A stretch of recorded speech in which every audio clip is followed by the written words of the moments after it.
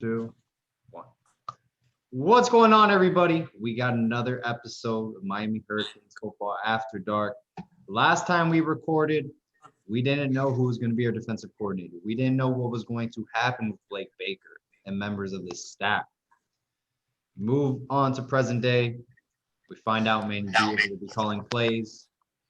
Blake Baker still holds the title as defensive coordinator. Mike Rumph is in a recruiting role. We even added a transfer portal player from the SEC at the cornerback position. A lot of interesting things moving forward for the Miami Hurricanes football program. Ross, where do we begin? Man, it's been cool. I mean, we've had a lot going on and stuff. All this stuff's been going on. It's been great, though. I mean, adding a guy like Jeff Simpson, confirming that T-Rob, really is the guy that got the job, all that kind of stuff. I know fans are still pretty disappointed to see that Blake Baker has a DC job, but I think with the idea of Diaz calling plays might have kind of eased a little bit of those worries, just a little bit. There's always going to be some concern because we know that this is Manny's defense regardless, and that Manny Diaz himself needs to get better. But and I think things are getting pointed in the right direction, kind of like we did last year with the offense. We're making the right changes that we need to make, and I think we're getting pointed in the right direction. Chris, man, how are you feeling about all this stuff? Feeling pretty good about it. Obviously, from the beginning of the offseason, we were all kind of expecting Blake to get canned after what happened against North Carolina and Oklahoma State. I even said after North Carolina that, even if before that game there was a good chance of him coming back, that's the kind of game it's very hard to survive as a coach because that's always going to get brought up on the resume. And any positive he did after that, it's still going to be, but the North Carolina game. And Oklahoma State obviously didn't do much to quell the concerns we had. That being said, like you mentioned, the play calling shifting over to Manny, and people said, well, didn't he call plays last year, or didn't he have oversight, or didn't? I think really the Manny style of defense fits better with a lot of the guys on the team. And I know there's small changes, and people say, well, a lot of it is Blake's, a lot of it's Manny.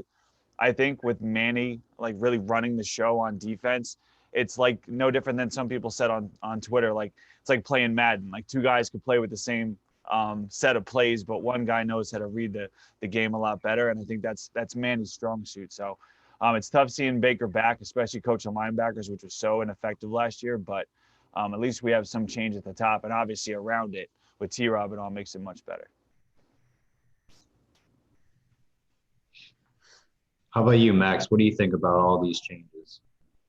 I think, if I were looking back, I guess, before any of the hirings happened, I said obviously T-Rob would be a home run. I said Jeff Simpson would be a home run. And I said if Manny was the one to take over the plays, that I'd be more than content with that. I didn't anticipate Blake Baker being back, but at the same time, our linebackers haven't been great, but Blake Baker's now has more of a focus on that position group. He's not focused necessarily on play calling anymore. Who am I to say that he can't be a good position coach? Because I haven't really seen that be his sole focus. And so I think it'll be interesting to see if that group does improve. I agree with Chris, though. I think the way that Miami plays under Manny Diaz suits our players a lot better. But not only that, it suits T-Rob. He loves bump and run coverage, and that's what Miami should be running, and that's what Manny Diaz loves to call. He loves to call man blitzes consistently, and I think that fits our personnel extremely well, especially guys like Corey Couch, Tyreek Stevenson. If you go and watch some of his film, he's a very, very physical player. I mean, he's 6'1" and he's over 200 pounds. I mean, he's a big dude for a corner. So I think bump and run with those guys is going to be super successful. Yeah, no, I'm very intrigued about what's going to happen this upcoming season. And I think Manny Diaz is trying to replicate that 2018 season. Okay, bringing back Jeff Simpson, he makes the most of what he has. And like Max said, I think ultimately that's a home run hire. In 2018, our defense only gave up 18.8 points per game. I strongly believe that was better than Clemson and Alabama. I think Michigan had the best points per game averaging defending against other teams in the nation, on defense. So I really think Miami, if we can replicate that 2018 season, we can really be successful next year. Now, offensively, averaging 34 points per game, I think that's great. We get over that 35 hump, I think we're going to be on cruise control going through the conference play. Of course, we got North Carolina. Key stat as well, 2018, we led the nation in 10.5 tackles for loss as a defense. That's amazing. So if our defensive line can somewhat replicate, maybe not as well, or just our defense as general, can just replicate a little bit of that 2018 football team defensively, we're going to have a good offense coming back. I think it really can be a good season. Chris, do you see Manny Diaz have some similarities with that 2018 defense? Well, I would like to see that as much as possible. When you look at the personnel we have, it's the biggest differences start on the back end at the safety position. When you had Quan and Redwine, you had two dudes who had been playing together for, since they were kids and knew each other really well, and both are really smart players. I don't think we have Bubba coming back at safety, but he's a different kind of guy. He's probably more physically talented than either Redwine or Jaquan was a couple years back. But can he be the cerebral player that I think they really need on the back end to make up for the mistakes of the linebackers? And also on the defensive line. Overall, those guys in 2018, like with you guys mentioned Jess Simpson, how he maximized his talent. None of those four, I mean, Gerald Willis was obviously a freak, and he was awesome and phenomenal talent. But the other three guys weren't playing elite football. I think Garvin had a good year that year. Joe Jackson kind of was what he was, solid, always kind of there, but not like playing out of his mind. And Pat Bethel, who's, kind of always solid in there. But only Willis was really elite on the defensive line. They just, as a unit, played so well together. And like you say, that's maximizing talent and knowing what their jobs are and being willing and aggressive in both the run game and the pass game. That's where the tackles for loss came in. I don't remember any great sack artists from that group, but I always remember pressure. And I always remember that the interior of that defensive line really making a lot of plays. And I think we could do that. And if we do that, I know people hate the bend, don't break thing, but we can kind of give up a little bit because we will be able to create those negative plays to get off the field quick. And that offense, getting over the 34 points per game, getting up 35, 36, that's going to rely upon us being able to create some, big drive, score a touchdown, get a 3 and out, get right back on the field on the tired defense. And that, as much as, that's a staple of these kind of quick paced offenses, we didn't do that much this year, especially later on in the year once people kind of figured out the D. So obviously, if we can get anywhere close to 2018 or even kind of like late 2017 when we were kind of clicking, or early 2017 when we were clicking on all cylinders before it fell apart, I mean, that's obviously the ideal because it'll create a lot of opportunities for the offense too. 2018, we pressured the quarterback 110 times.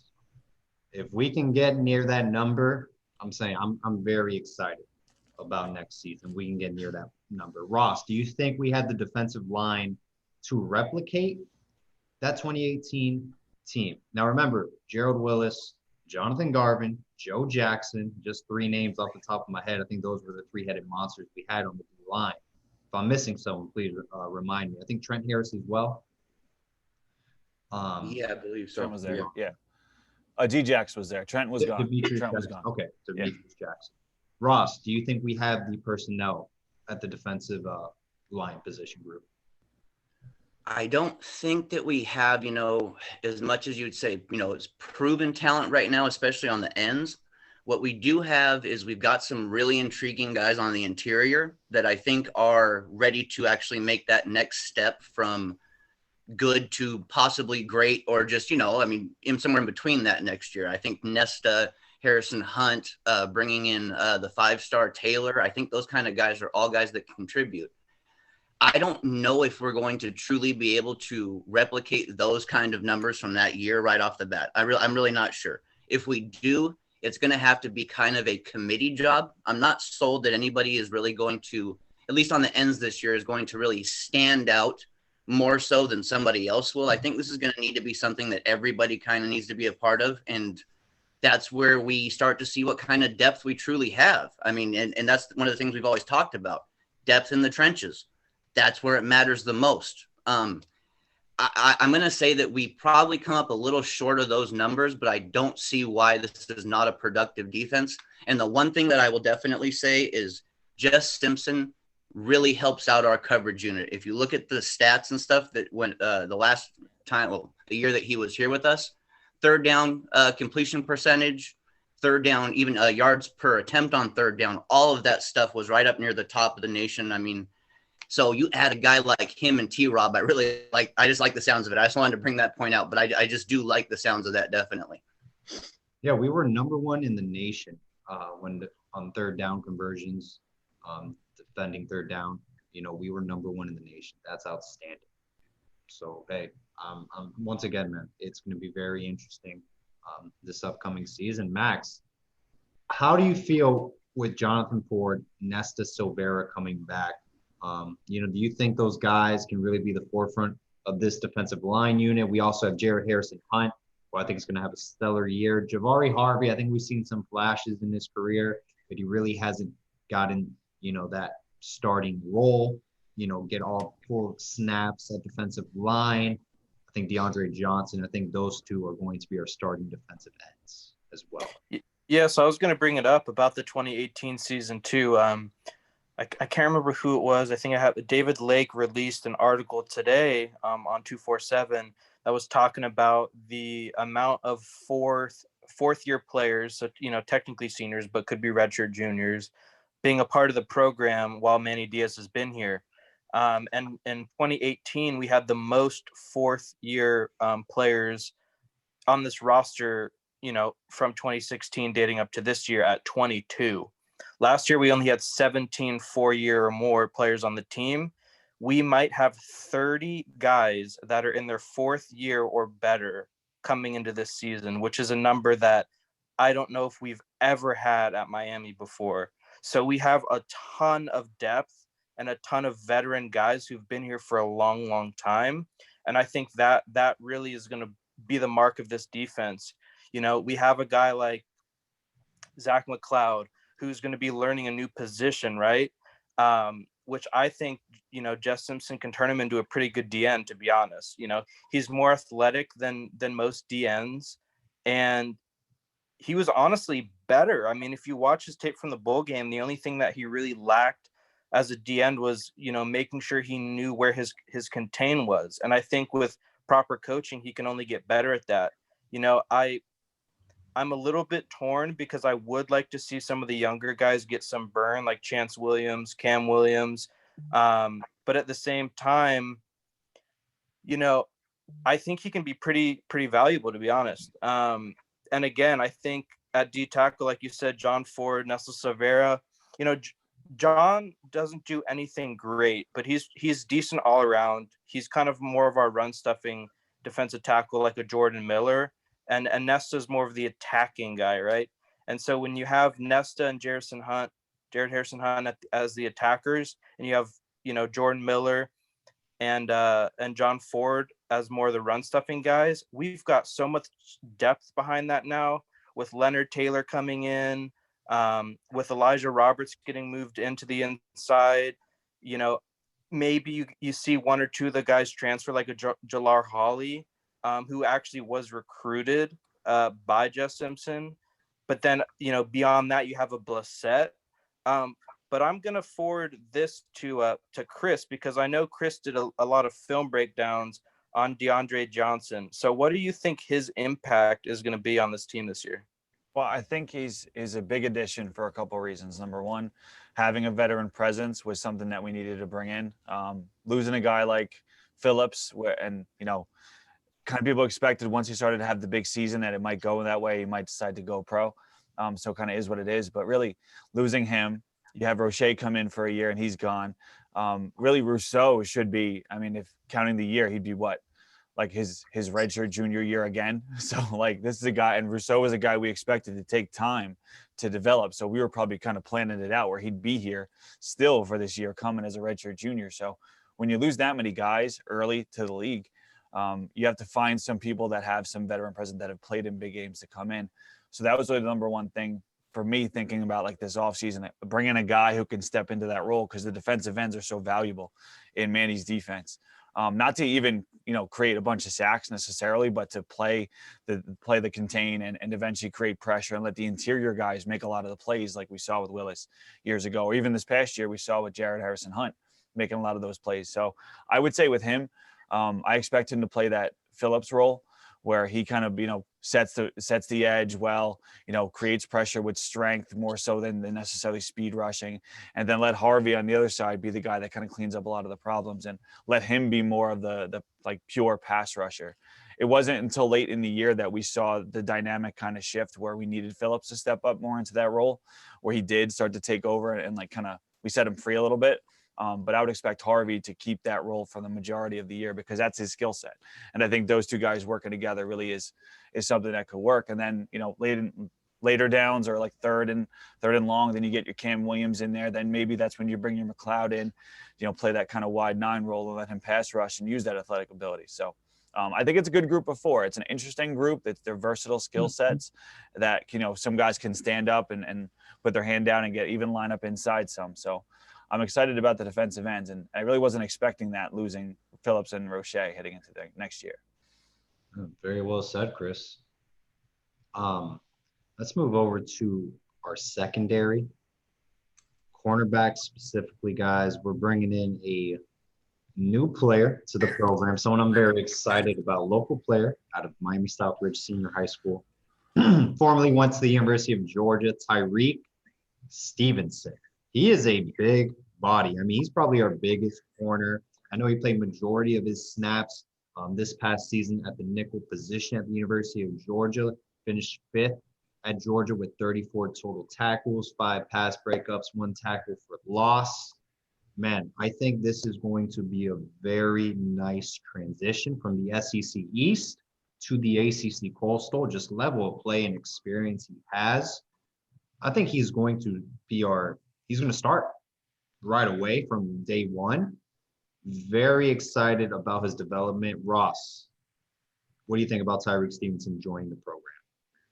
I love it, man. I love it. It's we've been, most fans, we've been just waiting for that elite talent to come in at the cornerback position because it's been so long. To have something like that happen so quickly after we made all these changes and stuff like that, I think it kind of all blends in really well, honestly. I think Tyreek coming over at pretty much exactly the perfect time. The hype train kind of keeps building because of it. The attention is still kind of on Miami, and we do a fantastic job in the offseason. Diaz knows how to create hype. We got to keep that hype going through, to the rest of the offseason. But initially here, he's done a fantastic job again. Stevenson right away, definitely. I agree. He's going to start. I see absolutely no reason why he won't. I completely trust T-Rob to use him in the right way. I'm not exactly sure who's going to be the opposite corner of him yet, because I want to study T-Rob's system a little more, but there's just no doubt in my mind that Stevenson will be one of those guys leading us on the outside there. Yeah, I see them right there as well. I don't think he's going to play on the inside. I think to Corey Couch, preferably you can rotate him in and out. Ultimately, I'm excited about the depth we have after those guys as well. I think Al Blades and Tyreek Stevenson will play on the outside. You may even see Couch as well play on the outside, start over Blades. But ultimately, I'm very excited about the personnel we have moving forward.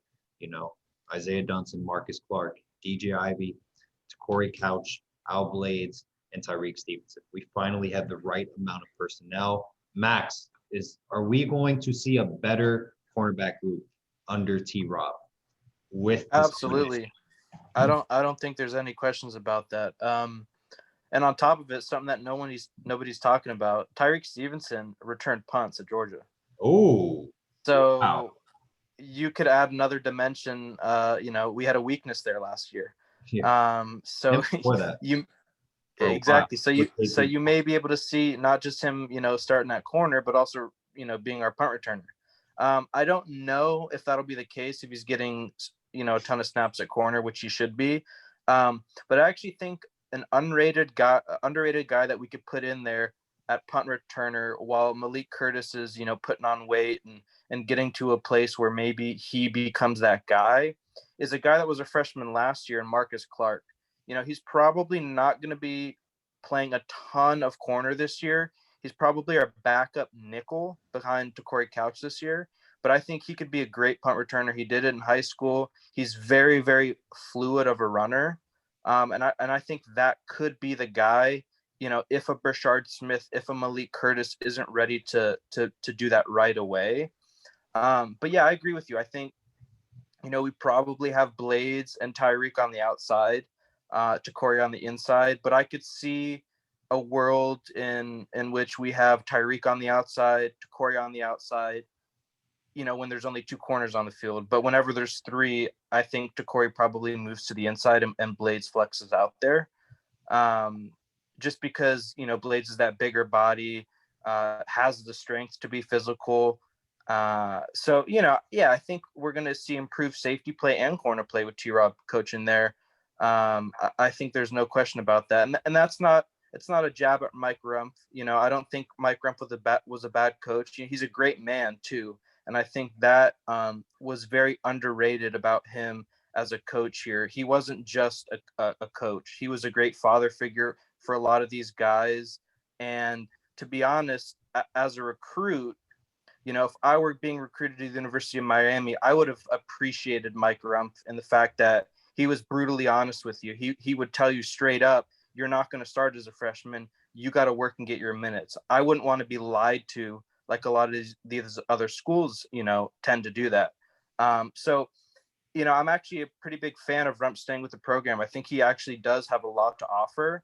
And I hope he does get that NFL gig that he's been wanting for a while now.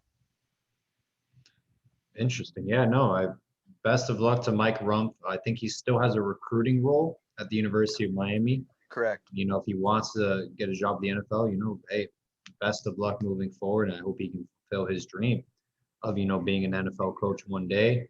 Chris, what does Tyreek Stevenson bring to this cornerback group?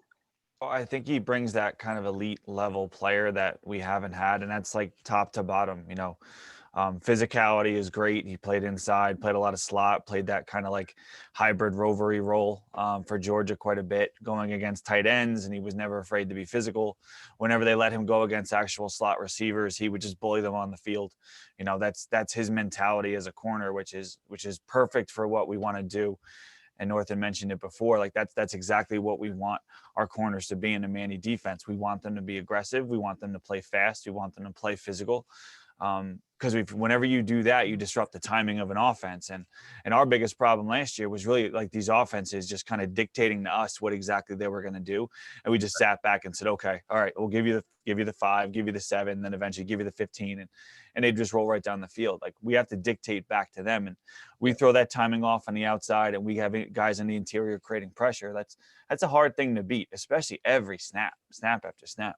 So seeing Ty on the outside, that's awesome. And I do think T-Rob will make the whole room better. And also you have the added benefit of, and like, yeah, Rumph, I never was that negative on Rumph as a coach, as a recruiter, obviously led pretty much everything to be desired. But as a coach, I thought he got a lot out of certain players.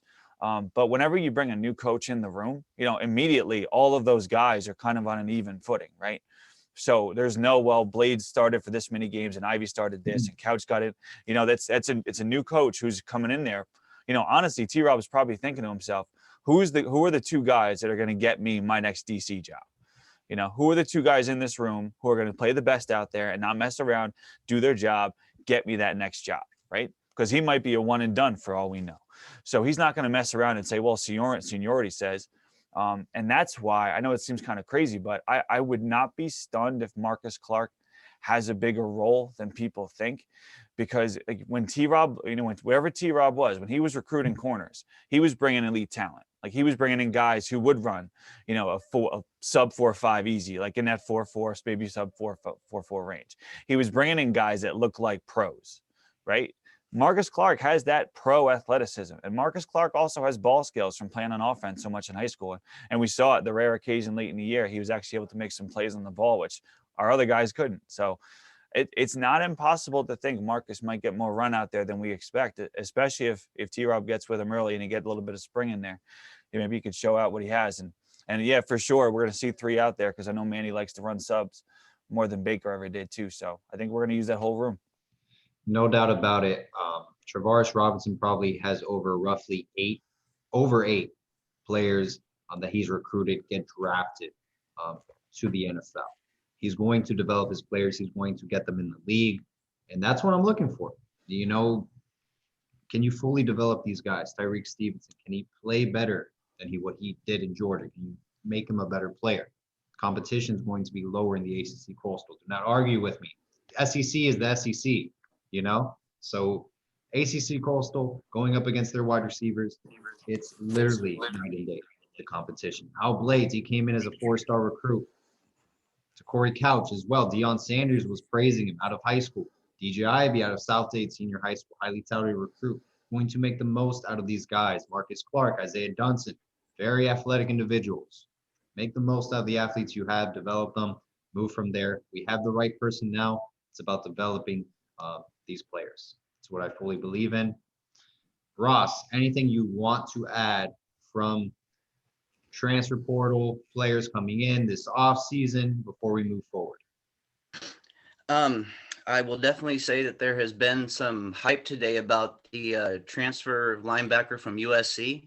I don't want to butcher his name, so I'm not gonna try to do it. But there's been a little bit of buzz I've seen towards that today, and to see Tate Martell apparently has been working out with him. You know, he took a picture. Who knows if that's, you know, just all for hype's sake and just for social media attention or whatever. I mean, we know how this game is played.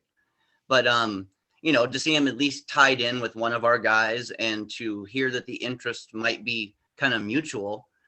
He's an interesting player for me to think about bringing in. Wasn't a guy I initially thought that we were going to have much of a chance on, but I'm liking some of the stuff I'm hearing. So that'd be the guy I'd add to this conversation, I guess. Yeah. Do you guys think we'll add someone else from the transfer portal, an outside linebacker from Southern California? Yeah, we're gonna add at least one more dude. I think the strength of next year's class in South Florida, we're pretty strong in. You know, there's a lot of guys at positions that we don't necessarily need per se in the next class. You know, and then there's guys in positions of need like cornerback that we're gonna have to take 3, maybe 4 guys. So I could see us counting forward 1 to 2 guys if we see anyone in the portal that we'd be interested in. I think, you know, it would have to be linebacker, and not really too sure about the second position if we were to get 2 guys in the portal. You know, I thought if we were going to get 2 guys, then we would kick the tires on Big Cat Brian out of Auburn to be another proven defensive end from, you know, the SEC, but he went and replaced Deandre Johnson at Tennessee. Kind of followed Kevin Steele of Tennessee. So, you know, I think we'll probably add one more guy. Same thing we did with Jared Williams, and it could be the guy from USC. I think it's pronounced Gatiote. I'm not even going to attempt the first name. But you guys know I'm out in San Diego, so I'm near USC, and I got a lot of friends that either went there or pay close attention to the program. Not necessarily known as the most cerebral player, not necessarily known as the fastest guy. You know, he is 6'1", 6'2", 250 pounds. So he's like the old prototypical, you know, Pat Willis type linebacker who's a thumper. You know, you go turn on his film. I think the first clip of his film is him hurting himself more than he hurt the other player because he hit the guy so hard, you know, and he took the brunt of that impact. But I think, you know, he is kind of a prospect with high upside, right? He's got the physical traits that you'd want as a linebacker. We talked about this a little bit in the group chat earlier. I probably would project him as like a 3-4 outside linebacker. So, you know, he's more of a pass rushing guy, like a Kaylavon Chason is a guy that I compared him to. Very, very similar height and weight. I think Chason's 6'3", 255 around that ballpark. So pretty similar in size. I don't know if he's a true inside linebacker, and I think that maybe what we need the most. But I do think Corey Flagg fits that bill pretty well. So maybe it would be outside linebacker that we would need more of. So it's an interesting guy. I don't know if he would start right away. And, when you're going to the portal, that's pretty much what you're looking for, right? Is you're looking at a guy who's going to be a day one starter. So, I said it as well. If the staff thinks he can come in and start, then I'm all for it, So it's a name to look out for sure. Chris, where do you think the staff's heading with this spot open? I would expect the same dude from SC. I'm gonna follow the pattern and not say his name if I could avoid it. But just from watching him, I kind of get the same vibe where he's not like, if we were bringing in a 5-star like Tyreek, like that's obvious. Like, he played like a 5-star quite a bit when he was at UGA. But the SC kid, he's okay. I think I was never wowed by any of the games I watched of his, and I watched a couple just kind of like, just eye him up every play. Okay, what's he doing this play? What's he doing this play? There were times where like there were some speed issues. Not when he actually got running, he was okay, but kind of like instinctually, he wasn't quite where you'd hope an older guy would be. And so in that way, it's not greatly different than where we've been at the linebacker position in recent years. So it's kind of disheartening to think that that's the best option for us.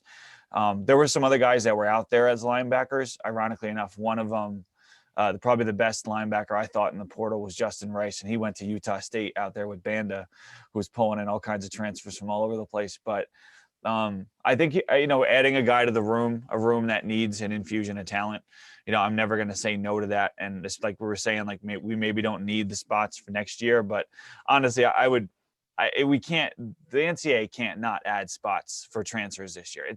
It's impossible. There's, as ridiculous as the NCAA is, like this would be the one thing where like they can't possibly screw it up, because then you're just going to have hundreds and hundreds of players that have no place to play. So I mean, it would be the greatest disservice to college sports in the past like 2 decades if they were to mess this up. So they probably will, but logically speaking, they can't. So I would expect them to add at least a couple IC spots for this year for transfers, and then probably go about making some kind of long-term adjustment into next year. Very interesting what the NCAA is going to do moving forward. We'll see what happens. Will Miami benefit from it or not? So we'll see this offseason. A lot of question marks regarding that matter, that subject with the NCAA, because the transfer portal, it's getting bigger and bigger. And a lot of recruits, even high school recruits, they say may not end up at a college or somewhere where they could have previously gone to. So it's going to be interesting how the NCAA does handle that matter. Guys, former academic Heisman Trophy winner, national champion at the University of Miami, Joaquin Gonzalez, went on a rant about Manny Diaz. He also talked about the T-Rob hiring, going back over South Carolina's kind of pass defense. It was pretty bad. He was the defensive coordinator there as well, also defensive backs coach under Will Muschamp. Joaquin Gonzalez doesn't like Manny Diaz. It's pretty obvious. I don't think he's the only alumni that doesn't like Manny Diaz, because I'm sure they all talk, obviously, and he's just publicly stating it, not being politically correct. Now, everyone is entitled to their own opinion. He has the right to say whatever he wants. How do you guys feel about this matter? You think Joaquin Gonzalez is out of line, or does he make fair points? Ross. There's some fair points that he's made. I think that the T-Rob stuff that he was pointing out was kind of unfair. I don't think that he should be judged at what he's going to do as a secondary or DB coach for us as being opposed to an entire defensive coordinator. It's 2 different worlds, honestly. It really is. I mean, to not have to deal with the entire unit and to have T-Rob to be able to focus on his specialty is going to be a great thing. I think some of that anger he had was a little misplaced there. But there are times I've agreed with him, most definitely. He's rubbed the fan base the wrong way here recently. That there's no doubt about it. There's even been some articles and stuff like that written that have gotten some pretty good attention about it. I'd like to see him, try to stay a little bit more positive about some of these changes we're making. Just because we're trying to usher in something new. You want to hope for the best and hope that kind of everybody's on board for it. But I don't know if Joaquin's going to settle for anything like that. He's kind of a guy that just, he lets his emotions just kind of dictate what he's going to say on Twitter day to day. And like you said, he's got that right to do that. But I'd like to see him stay a little bit more positive with some of these changes. Max, what do you think? Yeah, I think a lot of the messages could be, true and our public knowledge. Maybe we have, agreements in with what he's saying. I think the better medium for him to discuss these things would be internally with the institution, though. I think what he does on Twitter, you'd be foolish to tell me that can't create a negative impact in some of these high school kids thinking about going to the University of Miami. They don't want to see that dysfunction all over Twitter.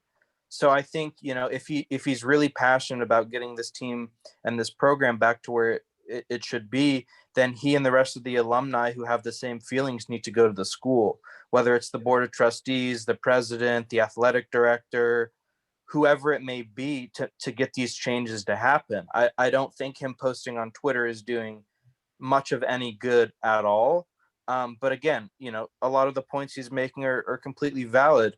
And going back to kind of what Ross said, the whole T-Rob thing, it's like, yeah, he was the DC there, but everybody knows that Will Muschamp's usually the one calling plays, right? That's what he's been known for his whole career. So to put the blame on T-Rob is kind of foolish. But on top of that, he's getting a first-round pick, most likely with J.C. Horn at cornerback, and he's getting another guy drafted, Israel Mukwamu. So he's getting two guys at South Carolina who isn't known for just producing dudes consistently, even though it is, a good school. But they don't have, the best players in the country. Last year, people weren't even talking about J.C. Horn getting drafted, and now he could be a top 20 pick. So clearly he's good at coaching DBs, because he's taking guys from UDFAs to potential first-round picks.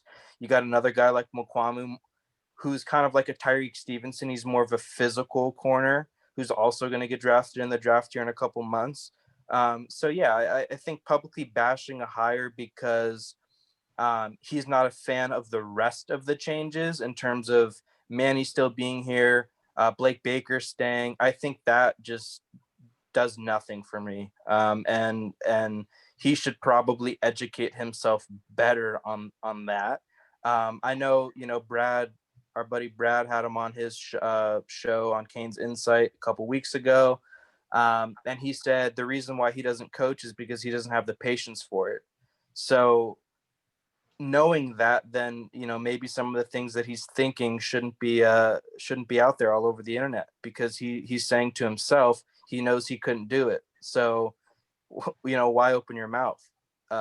Because you told everyone on the show that you're short. You got a short temper. You want instant results. And again, that's foolish. Instant results are rare, man. It's a process. So yeah, like I said, I think good points, but don't like the way it was handled for sure. I think the medium, the medium and the message thing that you said there, Max, was a really good point, with how he's kind of presented himself in the argument. And it's not the first time that it's happened too, where he's kind of like came out very strongly against things that were being done at Miami. And there's a point where it gets kind of lost, where the value of the message the person is delivering gets lost with how the person delivers it, especially when it's consistent, like it's been with him. So that's tough. And we're as fans trying to like bring these two things together, where like we're so respected as a player, but also someone that, more regularly than not speaks negatively about the program. And you could tell a lot of it is just purely not liking Manny Diaz, like just doesn't think that he's the guy.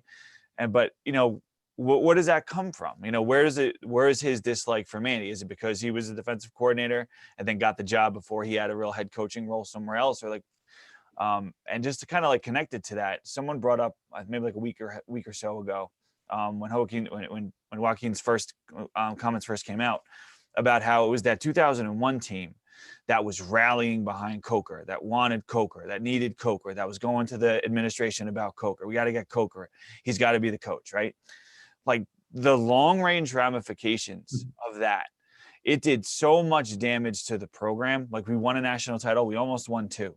But in terms of long range program, like what it did, like from that point for the next maybe decade, we didn't know how to evaluate players coming into the program. We didn't know how to develop guys in the program. We still probably don't, like as recent years have kind of let up, but that was where it started, you know? And that was those guys that said, no, this is what we need. But and all these other times where we've lost great coaches in Miami history, it's always been the players said we need to get this guy. And then the administration has gone out and got a better guy who has then went on and won national titles. It happened after Snellenberger left, happened after Johnson left, happened after Erickson left. Like each of those times it's happened. So then you got to think about that. Like Joaquin and them had their chance to like pick their coach, right? And they won. But then what did it do for the program? Like that, like big picture kind of selfish, right? To not let them find the best possible case, the best scenario, the best coach, and to say like, well, we're going to win with this guy. But then they could have won with somebody else too, right? So you think about like the players there's a lot of like, well, back in my day comes with the players, and especially at the University of Miami, where back in my day was some of the best teams of all time. There's a lot of that comes through. And I think sometimes the guys have to recognize that we're not going to get back to that in 2 years. Like there was nothing that Manny could have done in these 2 years that would have made me say, oh yeah, we're back. He could have went undefeated 2 years in a row. And people still would have said, yeah, but it's not the 01 team. Yeah, but it's not 86 and 87. It's not, you know? So like, it's a process that's very necessary to go through that. And I think a lot of the stuff Manny has done outside of like winning the big games has been as good of a process as we've seen in the past decade and a half that he pointed to as being this terrible, terrible time in Miami history. So I think he's got to kind of figure that out too, where, you know, maybe in 2 years, if we were in the same spot, then you send it. But, you know, at this point, he's doing a lot of stuff right, even if we're not getting the exact win results that we want. Yeah, Chris, you made an interesting point, you know, bringing up that 01 team, you know, going up to Paul D's office and, you know, saying we want Larry Coker as our head coach. You know, I think Shiano was at Rutgers. I'm pretty sure he was on his way to Rutgers or was the head coach there. But if Shiano's the head coach, you know, following Butch Davis leaving, I mean, I think the program's headed in a great direction. You know, I think he had just left. Yeah. I think that was. Listen, what Greg Schiano did at Rutgers is like taking the bad news Bears and just turning them into an elite school. Because I mean, Rutgers was literally nothing, and to like get them, I think they even got to like a #2 ranking. I remember they beat South Florida. It was like a top ranked matchup. South Florida was like #2. They had that quarterback. I forgot his name. It's on the tip of my tongue.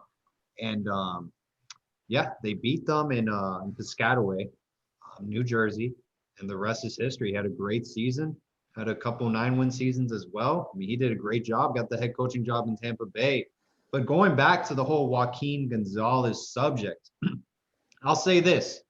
From his perspective, there's nobody else that represents a student athlete than Joaquin Gonzalez at the University of Miami. He's a national champion. He's an academic Heisman, okay? He literally bleeds orange and green. So he feels the pain. He knows what it is. He lived it, and he deserves the right to complain. Dan Sileo, same situation. How do we lose in Manhattan, Kansas to Kansas State? We get obliterated. The whole spiel about that. You know, looking back at it, Dan Sileo made a lot of valid points. He was right. He called it like he sees it. And that's, you know, they can state that. They're alumni of the program. They lived it. They bleed orange and green. That's the passion that we need our players to have. You know what those guys live through. And Chris makes another great point. We're never going to replicate the past. That 01 team will never be replicated again. You know what we can create at the University of Miami? This program's new story. Okay? These players need to write their own destiny. Oh, I wear number 47 because of Michael Irvin. No, LaRon Bird. Don't you're not Michael Irvin. You will never be Michael Irvin. I know I'm a little late to that one because he played a long time ago, but sorry, dude. You know, Gervin Hall, you're not Sean Taylor. You will never be Sean Taylor. But you know what you can be? You can be Gervin Hall at the University of Miami. What is your story there? And these players need to realize that the past, the 86 gang, you know, that swag, unsportsmanlike conduct penalties, that's already been written. That story is done. Those 30 for 30s are done in the documentaries. What's your legacy at Miami moving forward? And that's what these players need to have. That's what Manny Diaz needs to have. And I think Joaquin Gonzalez, what he's upset is because Blake Baker was never fired. And, you know, there's not that sense of urgency, that aggressiveness, that, you know, that dagger. We're going to reload. If we suck the defensive coordinator, I'm going to bring in a great DC. I'm going to call plays. It's kind of just putting a Band-Aid on, covering up for his buddy. That's what it is. So I see his point. I understand the rants and stuff kind of get old. Just let Manny Diaz grow, figure it out year 3. Let's see what happens this season. But I feel his pain because I want Miami to win a lot, but he lived it. He was a Miami Hurricane, and he was a student athlete and national champion at the University of Miami. So I understand where he's coming from. I do. But I want Manny to do well. I'm pulling him for this season. So we'll see what happens. Ross, anything we did not cover? No, I think we hit it pretty good there. I'm just really glad that Chris brought up the whole idea of Coker and all that stuff. I think that was really, really vital to have that information be shared here, because it truly does kind of help really round out the whole entire story. Not having that bit of information out there can kind of leave people thinking and wondering some things that might not be true. So that really helps ground them when they're going forward with their opinions on this stuff. So thank you for bringing that up, Chris. All right. Last thing, guys, how important is DeMarcus Van Dyke retaining him on staff? Because a lot of people, there was some kind of different perspective saying, well, I mean, he's never really had a full-time Power 5 job as a cornerback position coach. That's a big step up. How big of a role does DeMarcus Van Dyke have on this staff that he previously had? What's the impact? Yeah, I mean, I think it's a big impact. I think a lot of people on social media are thinking about it the wrong way. Think about it this way. We have an extra spot on field because T-Rob's taken up 2 positions, right? Yeah. So when you have an extra spot like that and you have a guy like T-Rob who isn't going to be here forever, why don't you have a guy who was a proven player at the college level, was, I think, around draft pick Oakland Raiders, bleeds orange and green, home run recruiter. Why don't you have T-Rob groom him for the time that he's here and basically have the replacement for T-Rob when he's done? I mean, it makes so much sense. And on top, he can recruit in-house now. He can go door to door and talk to these guys in their home and persuade them to come. I mean, one of the fans posted earlier about there was a specific cornerback who he wouldn't name that wanted to come to the University of Miami if DVD was the cornerback's coach, which I have a couple feelings about. One being, you should never commit to a school because of a position coach, because those guys could be gone tomorrow. But if he committed to Miami, DVD would have been his position coach. He just didn't know it at the time, right? So it's kind of stupid, in my opinion. I won't say his name for the sake of, I don't want to put him on blast or anything like that. But, you have stuff like that. And I think DVD is a great football mind. He knows what it takes to be successful at the collegiate level and the NFL level. And he gets to recruit now. So I think it's a home run for sure. I think people are just thinking about it the wrong way. I had a conversation with a gentleman on Twitter about it the other day. He was all up in arms about why, I did my off-season grades. I post on Twitter, and he was pissed off that I said, getting DVD was an A. And he just didn't think about it the way that I thought about it. And again, it's just my opinion. I'm not saying that I'm right and he's wrong. But truly, I think it's a home run hire keeping DVD, man. I really, really do. Chris, what are your thoughts about DeMarcus Van Dyke? Well, it was like it is kind of a home run. It's not in like the sense that you would think about it, like a home run like T-Rob was, but for value and position and finding a guy it's an elite recruiter who is proven in the South Florida area. I mean, if he goes to Utah State to be their cornerbacks coach, and you bring somebody else in, and then T-Rob leaves in a year, then you might already be saying to yourself, man, I wish we had a South Florida recruiter like, oh, I don't know, DVD, right? So the value is that you keep the guy, you let him be basically an assistant to T-Rob while T-Rob's doing his thing and working with both position groups. We know how valuable the defensive backfield is after we've had a couple years now where it hasn't been recruited to the highest level or playing to the highest level, with the safeties lacking in play, getting recruits, cornerbacks playing okay, but not getting any recruits at all. Like, we see how valuable it is, and especially in South Florida, where the players are going to be there for you to go and get. especially had like elite level players. So you let him train for a year, maybe 2, however long T-Rob is going to be here for, then and you give him the job. I think it's a great way of using that 10th person on staff, like Max was saying, in a creative way that maybe doesn't fit in with other people saying, why didn't we go get a seasoned cornerbacks coach? Because no seasoned cornerbacks coach is going to come in and be an assistant to T-Rob. Doesn't make any sense. But you have that spot, so get a guy that can train in the role. So when he does have to be the guy, he's going to roll right into it and know what he's doing. Love it. No, it's going to be one hell of a roller coaster ride. 2021 season. Alabama, first game of the year. App State, Michigan State, Central Connecticut State. We go conference play. We got Florida State away. NC State at home. North Carolina. Hey, we'll see what happens, man. Just take one game at a time and go from there. That's all we can do. Guys, thank you so much for joining tonight's segment. You guys haven't checked out Chris Kane's Legacy Twitter account. They do a great job.